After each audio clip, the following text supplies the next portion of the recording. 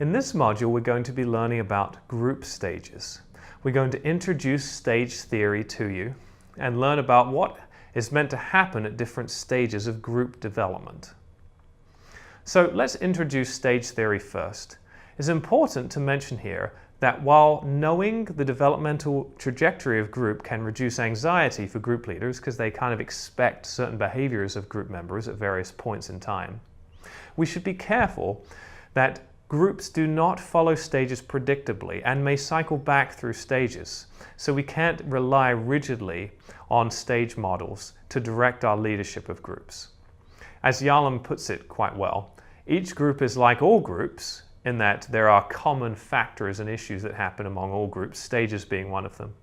Like some groups, so in other words, a process group has more in common than a psychoeducational group, and also like no other group, because every group has its own culture and way in which it develops. So let's start looking at group stages then. There are 3 different types of theories and theorists for group stages, all of whom are very, very similar and follow the same flow. I'm going to use Yolom's group stage model to couch the other 2 models. In Yolom's model, there are 4 stages. The first stage is orientation. Orientation is when group members first meet each other, they get acquainted with how they're similar and different to other group members. They also start to learn about the norms of the group and what's expected of them.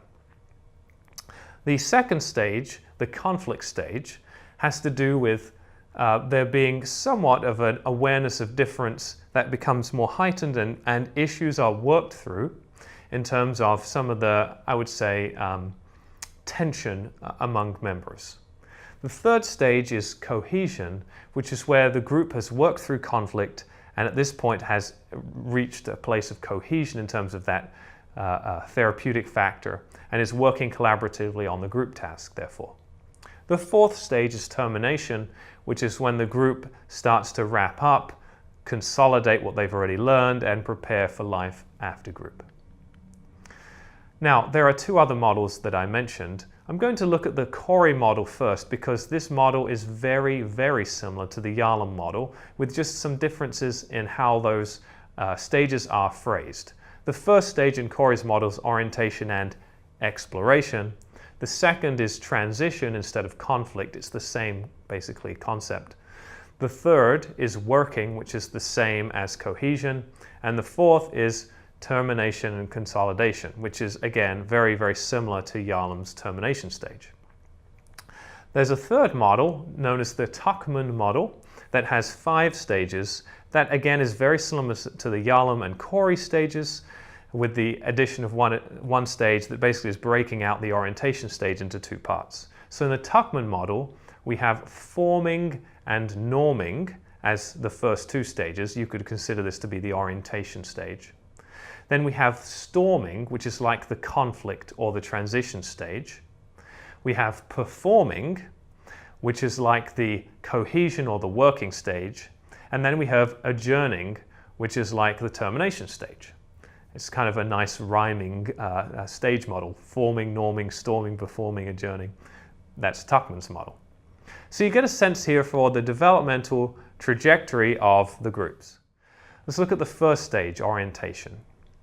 This is when we see hesitant participation because members are anxious, they're insecure, they're tentative.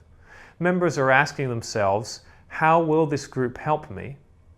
At this point, the group task feels unclear and ambiguous. We're not completely sure what we're doing or, again, the usefulness of it to us. We tend to size up one another and we make first impressions. When we communicate, it tends to be more restricted, more careful, more tense, more transient, and not particularly deep. As Yolom says, it resembles the interaction occurring at a cocktail party. Okay? At this point in the group's development, the group needs direction and structure from the leader. You don't want to provide too much, again, in a process group, but just enough so that the group understands what it's meant to be doing. So for example, you would be asking groups members to comment on what another person has said. You would stop the action and do process illumination. You would maybe make a here and now comment and encourage others to do the same. So the tasks here of the group are inclusion, making sure everyone feels included, norming and developing group norms, which is a whole nother topic, and building trust in one another. The second stage, known as the conflict stage or the storming or the transition stage, is when the group starts to become more real. A lot of the initial impression management that we engage in is dropped. Members stop withholding, social conventions are abandoned. We transition from being concerned about approval and acceptance to being concerned about dominance, control, and power. In other words, who has the most influence of this group and which members are going to participate most in leading the group. At this point, a social pecking order emerges, and this is perhaps most obvious when new members are introduced to the group because there's been, let's say, dropouts, and you have existing group members who will say things like they don't know their place, they're talking too much or they're directing too much. This is, I'm the leader here, not you. Note here that conflict is going to occur between members. It must happen. If it doesn't happen, then it's going to cause a later impasse, meaning there are going to be issues that aren't worked through, and those issues are going to be significant enough the group can't make major progress on its task, which is giving interpersonal feedback to each other in a process group. Okay. In a psychoeducational group, this conflict stage will be much quicker, less and fleeting and less intense. And I would say the same is true with support groups. With task groups, the conflict stage is very important and can also be briefer. And remember, task groups tend to occur within 1 to 2 sessions. You don't tend to have a 10 to 20 week task group. So in a task group, everything happens within one meeting. You have orientation, storming, or conflict, and then you have cohesion and then termination, often all within the same meeting.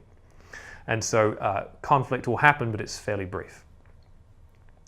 Now, in the process group, if there is no conflict with the leader, it will potentially lead to more damaging issues, such as the displacement of that irritation and anger and attacking other members through scapegoating. And that's obviously not what we want, because group members are going to be less able to cope with quite intense attacks than you as the group leader. So that leads us to the third stage then, which is cohesion, performing, the working stage. This is when the group is working like an orchestra. Conflict has been worked through, members work collaboratively on the group task, there's free communication with each other, there's an in-group consciousness in process groups, a familiarity with who is speaking when, about the power dynamics that are showing up when there's a discussion.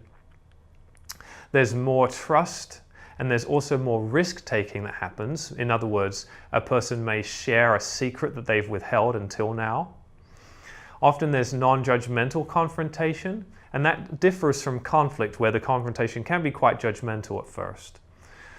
Secrets are shared, post-group meetings occur, and those post-group meetings, again, should be brought into the group and discussed.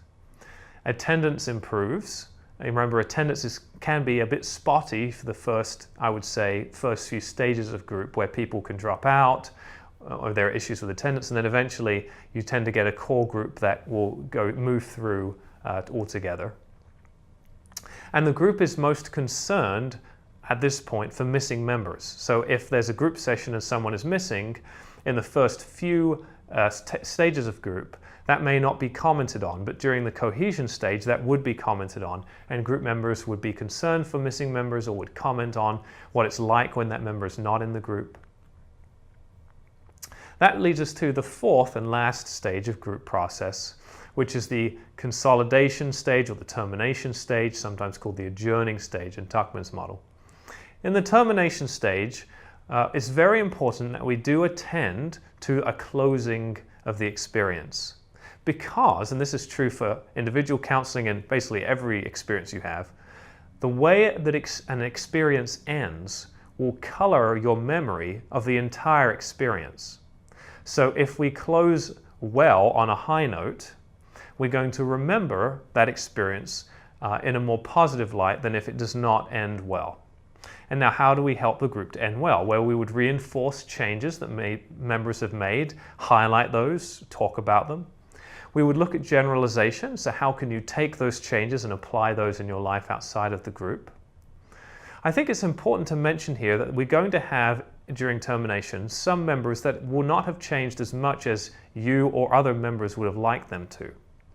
And here it's very important to share the message that change can happen slowly, even after a therapy has ended. So in other words, often in therapy we sow seeds and we don't often see the fruit of our work.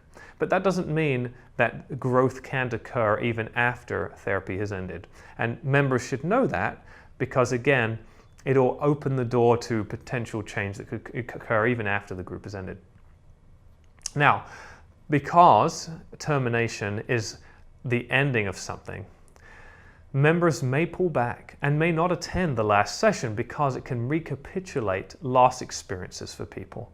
So we can somewhat predict that when concluding a group and be mindful of how different members are responding to the termination of the group and whether or not it brings up lost experiences for them. And that concludes this video lecture on group stages.